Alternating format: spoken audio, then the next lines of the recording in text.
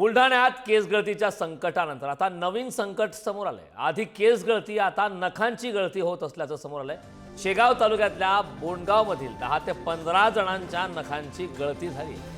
नखांची गळती होत असल्याने नागरिकांमध्ये पुन्हा एकदा आता भीतीचं वातावरण निर्माण झालंय। आधी बुलढाण्यामध्ये जो प्रकार पाहिला, केस गळतीचे गावाच्या गावामध्ये त्या ठिकाणी केस गळती झाली, टक्कल पडले। मात्र आता नखांची गळती होण्याचा धक्कादायक प्रकार समोर आला। नखांची गळती होत असल्याने नागरिकांमध्ये मात्र आता भीतीचं वातावरण पसरलंय। त्यामुळे बुलढाण्यात केस गळतीच्या संकटानंतर आता नवीन संकट समोर आलं। संदर्भात ताजी अपडेट देण्यासाठी आपले प्रतिनिधी संदीप वानखेडे आपल्या सोबत जोडले। संदीप, बुलढाण्यात आधी केस गळती झाली, आता नखांची गळती होत आहे, काय हा संपूर्ण प्रकार आहे?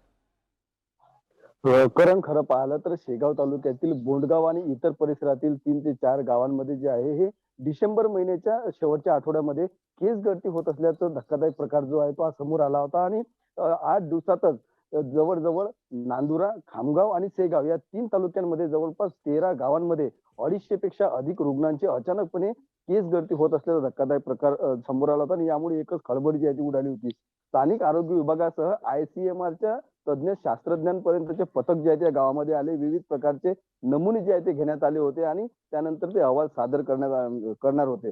मात्र अजूनही आयसीएमआरचा अहवाल 3 महिन्यानंतरही जाहीर करण्यात आलेला नाही। आणि जे काही अन्नधान्यांचे नमुने घेतले होते त्याच्यामध्ये सेलेनियमचं प्रमाण अधिक असल्याचं फक्त बोललं जात होतं, मात्र अधिकृत अहवाल जो आहे तो जाहीर करण्यात आला नाही। 3 महिने या संपूर्ण घटनेला निघून गेलेले आहेत। ज्या रुग्णांची केस गळती झाली होती त्यांना पुन्हा केस यायला देखील सुरुवात झाली होती, मात्र आता त्यानंतर या प्रकरणाला जो तो वेगळं वळण जे आहे ते मिळाल्याचं आपल्याला म्हणता येईल। आणि आता याच बोंडगावमध्ये ज्या गावातून केस गळतीला सुरुवात झाली होती त्याच गावातील जवळपास 10 ते 15 रुग्णांच्या, म्हणजे ज्या रुग्णांची केस गळती झाली होती त्यांचीच आता नखांची गळती होत असल्याचा धक्कादायक प्रकार समोर आलाय। आणि या संपूर्ण प्रकाराने जे आता मोठी भीतीचं वातावरण जे आहे ते या ठिकाणी पसरलेलं आहे। अजूनही नेमकं निदान गुलदस्त्यात आहे, केस गळती कशामुळे झाली हे सिद्ध झालेलं नव्हतं। आणि आता पुन्हा अशा पद्धतीचा हा धक्कादायक प्रकार नख गळतीचा समोर आल्याने अगदी बोटं जे आहे ते हे नागरिकांची विद्रूप होताना दिसत आहेत आणि त्यामुळे एकच भीतीचं वातावरण पसरलेलं आहे। आरोग्य विभाग पुन्हा एकदा खळबळून जागा झालेला आहे।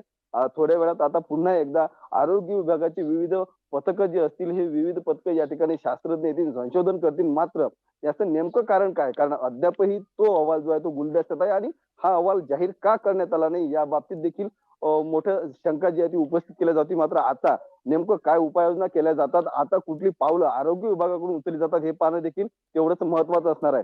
करण, नक्कीच संदीप, खूप खूप धन्यवाद या महत्त्वपूर्ण अशा माहितीसाठी।